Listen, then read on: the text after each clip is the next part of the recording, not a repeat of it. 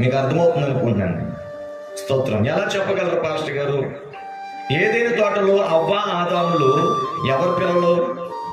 వాళ్ళిద్దరిని ఎవరు కోరుకున్నారు? దేవుడే కోరుకున్నాడు. స్తోత్రం. అదే ప్లేస్ లో అవ్వ ఆదాములు ఎవరు కోరుకున్నాడు? ఎవరు కోరుకున్నారు? సాతాను కోరుకున్నాడు. అవునంటారు కాదంటారు?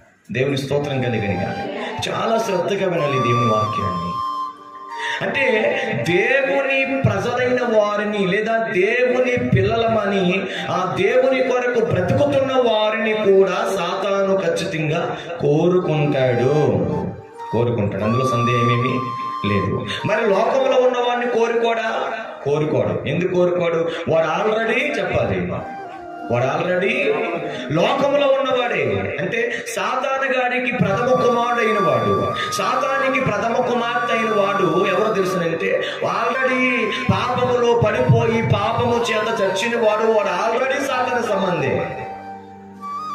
కానీ ఏర్పరచబడిన వారిని సైతం కూడా ఈడ్చుకుని పోవాలని కోరుకుంటున్న వాడు ఎవరు తెలుసునంటే సాతాను. అంటే దేవుడు కోరుకుంటున్నాడు, దేవుడు కోరుకుంటున్న వారిని కూడా సాతాను కోరుకుంటున్నాడు. దేవుని స్తోత్రం చెప్పండి.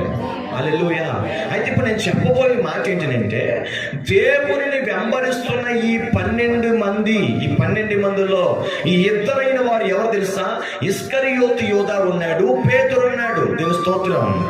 హల్లెలూయా. చూడండి, ఇస్కరియోతు యూదా ఉన్నాడు, పేతురు ఉన్నాడు. ఆమేన్.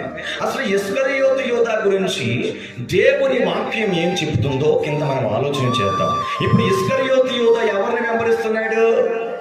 దేవుని వెంబడిస్తున్నాడు. పేతురు గారు కూడా ఎవరిని వెంబడిస్తున్నారు? మరి